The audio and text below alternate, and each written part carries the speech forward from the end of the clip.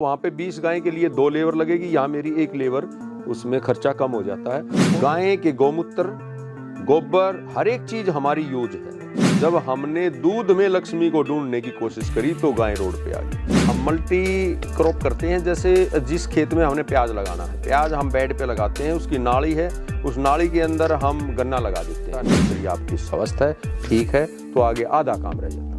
मैं पूछता हूं तू जानता क्या है? अगर खेती किसान नहीं जानता है तो वो मेरी जाति।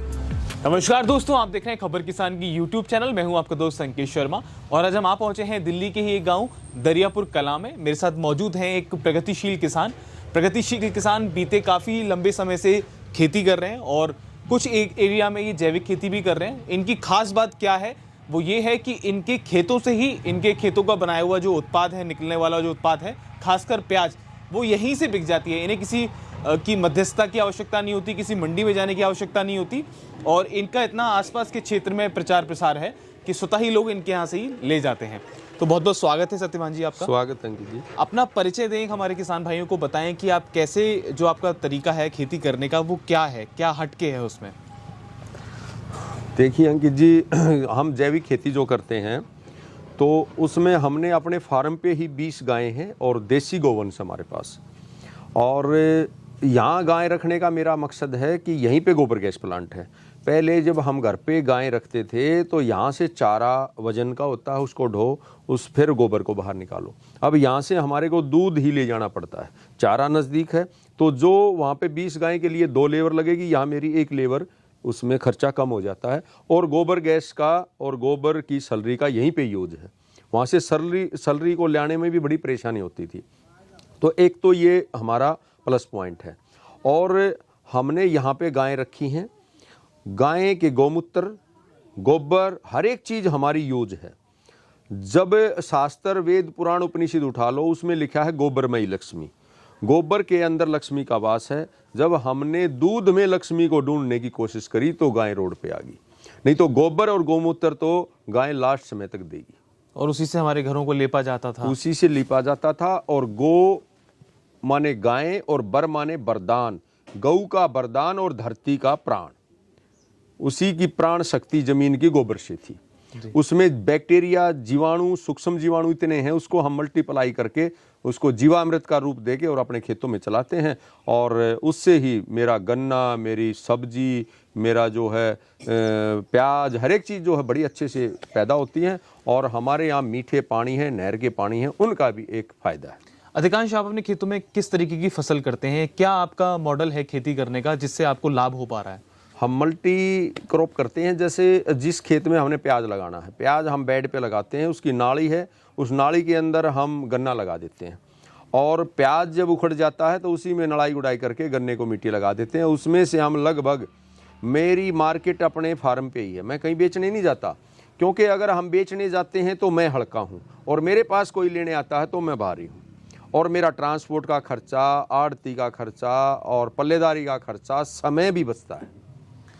तो बताते हैं, प्याज तो खराब होने लगती है, तो अगर आप प्याज की खेती करते हैं तो स्टोरेज का क्या बनाया? नहीं, हमने पहले तो बीज अच्छी गुणवत्ता का, फिर नर्सरी अच्छे से तैयार करते हैं। नर्सरी की भी एक हमारे पास, नर्सरी में भी हम अच्छे पैसे कमाते हैं। उभरी हुई क्यारियों में फवारा सिस्टम से पानी है, ट्राइकोडर्मा, सुडोमोनास मिली हुई गोबर की तैयार खाद है, उसके एक अलग अलग नंबर मिलते हैं, जो कि हम सारे उससे नर्सरी में, मैं कहता हूँ 50% खेती नर्सरी में हो जाती है। अच्छी गुणवत्ता का बीज है। अब हमने एक L28 NHFRD का बीज है, उसको हम लगाते हैं। उसकी रोग प्रतिरोधक क्षमता, उसकी शाइनिंग, उसकी चमक, उसकी जो है मार्केटिंग, हर एक चीज़ से वो खरा है। अच्छा, इसलिए हमने चुना है। और भी किसान मेरे से नर्सरी ले जाते हैं, क्योंकि मैं उनको फिर जो नर्सरी मेरे से ले गया उसको बाद तक गाइड करता हूँ, इसमें अब ये डालना है, ऐसे करना है। तो इस तरह से हमारे बहुत ज़्यादा ग्राहक हैं और नर्सरी ही 1 महीने में पैसे दे सकती है। और 50% खेती मैं कहता हूँ नर्सरी में हो जाती है, आगे 50% काम रह जाता है। नर्सरी आपकी स्वस्थ है, ठीक है, तो आगे आधा काम रह जाता है। और क्या टेक्निक है, जैसे आपने बताया कि आप प्याज की खेती मुख्यतः तौर पे करते हैं, हाँ तो जी। आसपास के किसान जब आपको देखते हैं, क्योंकि मैंने जब आसपास के किसान देखे तो वो आपकी तरह इतने मॉडल नहीं है जैसा आपका सक्सेस मॉडल है, तो क्या लगता है कि लोगों की कहाँ कमी है, क्या समझ नहीं आ पा रहा है लोगों को, वो अभी पुराने तरीके से कर रहे हैं, केमिकल फर्टिलाइजर का उपयोग कर रहे हैं और वो एक ही फसल को कर रहे हैं, मोटी फसल को, आपकी तरह जो किसान नहीं सीख पा रहे आसपास के, ऐसा क्या है या सीख पा रहे हैं वाकई में? नहीं, किसान ये एक जो है ना ट्रेनिंग में ज़्यादा ध्यान नहीं देते। हम पहले परंपरागत तरीके से नर्सरी लगाते थे। हम पूसा संस्थान में BS तोमर साहब हैं, उनसे मिले, नीलम पटेल थी, उनसे मिले, कृषि विज्ञान केंद्र में हमने एक ट्रेनिंग ली, तब हमारे को जो है नर्सरी का अच्छे से ज्ञान हुआ। और उसमें अब हम उभरी हुई क्यारियों में फवारा सिस्टम से, पहले हम प्लेन में लगाते थे, उसकी जड़ों का इतना विकास नहीं होता था, और ट्राइकोडर्मा, सुडोमिनास जो कि हमारे लिए बहुत ही बढ़िया, उसमें फंगीसाइड फंगस को जो है कंट्रोल करती है, और भी कई चीज़ें हैं जो हमने वहाँ सीखी। मैं कहता हूँ ट्रेनिंग में जितना पसीना बहाओगे तो युद्ध में खून कम बहाना पड़ेगा। आप भी किसी तरीके की ट्रेनिंग मुहैया कराते हैं किसान भाइयों को? हम भी यहाँ पर जो है, जैसे हम नर्सरी किस तरह से डालनी चाहिए, और भी कई तरह, जैसे जैविक खेती के बारे में, मधुमक्खी पालन है पीछे मेरे यहाँ, मधुमक्खी पालन की भी एक ट्रेनिंग थी, तो समय समय पर हम ट्रेनिंग करते हैं और लोगों को बताते हैं और लोगों से सीखते भी रहते हैं। और किसान की मैं हमेशा कहता हूँ कोई जाति नहीं होती। मेरे फार्म पे रोज़ाना कोई ना कोई आता, हालांकि मैंने टाइम दे रखा है, हाँ भाई सेकंड इतवार को, महीने के सेकंड इतवार को मैं मिलूँगा, लेकिन फिर भी कोई आ जाता है तो उसको हमने 10-20 मिनट देनी पड़ती है अपना काम छोड़ के, क्योंकि इतनी दूर से आदमी आता है तो उसको भी हम समय देते हैं। लेकिन मैं उससे नहीं पूछता तेरी जाति क्या है, मैं पूछता हूँ तू जानता क्या है। अगर खेती किसानी जानता है तो वो मेरी जाति का है। सही बात है, बहुत अच्छी बात बताई आपने। और एक चीज़ मैं और जानना चाहूँगा कि जो मॉडल आपने बताया, तो अगर आप चाहें तो हमारे दर्शकों के साथ, जो हमारे देश के किसान भाई हैं जो आपसे जुड़ सकते हैं इस वीडियो के माध्यम से, तो उनको क्या संदेश देना चाहेंगे कि अगर वो पुराने तौर तरीके से खेती कर रहे हैं और वो चाहते हैं, उनके मन में कहीं ना कहीं विचार है, चाहे वो देश का युवा हो जो शहरों में पलायन कर चुका है, तो उसको क्या एक मंत्र देना चाहेंगे जिससे वो शुरुआत कर दे मल्टी क्रॉपिंग की? देखो, पहले तो किसान जो है, किसान को स्वावलंबी बनना पड़ेगा, आत्मनिर्भर। प्रारंभी हो गया किसान, उसको बीज वाले पहले जेब काट लेते हैं, फिर खाद वाले, दवाई वाले, और भी कई तरह के उसके पास खर्चे हैं, कोई टॉनिक वाला आ गया, कोई और कुछ आ गया। तो इस तरह से किसान जो है उसकी आधे से ज़्यादा खर्चा तो उसी में हो जाता है जी। अब हमारे पास खाद है, अपनी गाय का गोबर है, इसी गोबर गैस की सलरी से, सलरी के अंदर कई तरह के तो ह्यूमिक एसिड, फोलिक एसिड, कई तरह के जो पौधे को बढ़वार के लिए सहायक होते हैं, कई तरह के तो उसमें एसिड है जो कंपनियां 1800 रुपये किलो बेचती हैं।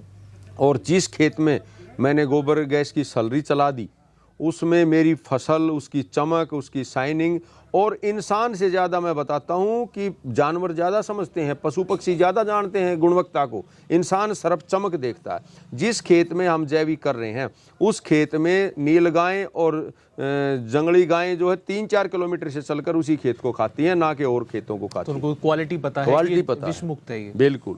और इसी तरह जो है इंसान सिर्फ सुंदरता देखता है, उसने गुणवत्ता का नहीं पता। एक आपकी बड़ी प्रसिद्ध कविता है जो आप मेरे को भी कुछ क्षण पहले सुना रहे थे, वो हमारे दर्शकों को, हमारे किसान भाइयों को सुनाएं। हाँ, ये कविता जो है गाय के प्रति और जैविक खेती के। जी। परिवर्तन का शंख बज गया, अपना फर्ज निभाना है, गोपालन संवर्धन करके उत्तम गांव बनाना है।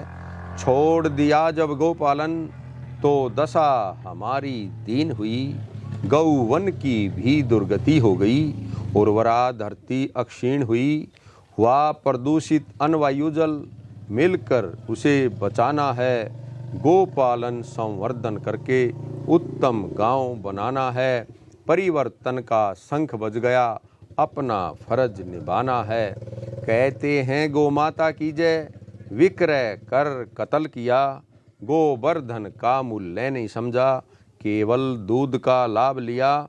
इसीलिए सूना हर आंगन, फिर से उसे बसाना है, गोपालन संवर्धन करके उत्तम गांव बनाना है। परिवर्तन का शंख बज गया, अपना फर्ज निभाना है। गोबर गैस प्रयोग करें और मधुमक्खी भी पाले हम, जीवामृत घन जीवामृत से जहर मुक्त उपजाए अन्न, गांव का पैसा गांव में रखकर राम राज्य फिर लाना है, गोपालन संवर्धन करके उत्तम राष्ट्र बनाना है, परिवर्तन का शंख बज गया अपना फर्ज निभाना है, उजड़ा गांव बसेगा फिर से, जी। कोयल कूकू कूकेंगी, बंजर भूमि हरी भरी होकर नित नित सोना उगलेंगी, जगत गुरु सोने की चिड़िया फिर से हमको कहलाना है, गोपालन संवर्धन करके उत्तम राष्ट्र बनाना है, परिवर्तन का शंख बज गया अपना फर्ज निभाना है। जय गौ माता, जय गोपाल। परिवर्तन का शंख बज गया और उत्तम भारत उत्तम गांव बनाना उत्तम है। गांव बनाना है। तो बहुत अच्छा संदेश सर ने दिया हमको, देश के किसान भाइयों को इन्होंने इस कविता के माध्यम से एक ऐसा संदेश दे दिया कि अब आपके अंदर क्रांति आ चुकी है, हमारे समाज में, हमारे गांव में, और अब इस मुख्य धारा से जुड़कर देश के किसान को और स्वावलंबी होना है, जैविक खेती करनी है, देसी गायों को बचाना है, उसके संवर्धन पर काम करना है। तो इसी वीडियो के साथ छोड़े जाते हैं आपको। आशा करते हैं आपको हमारी वीडियो पसंद आएगी। अगर आपको हमारी वीडियो पसंद आई तो उसे अधिक से अधिक शेयर करें। अगर आप भी सत्यवान जी से जुड़ना चाहते हैं तो नीचे कमेंट बॉक्स में इनका पूरा नंबर, इस फार्म की लोकेशन आपको दे देंगे। जिस तरीके की ट्रेनिंग आपको देना चाहें आप इनसे ले सकते हैं। तो बने रहिए हमारे साथ, देखते रहिए खबर किसान की यूट्यूब चैनल। हमारे चैनल को सब्सक्राइब करें और धन्यवाद।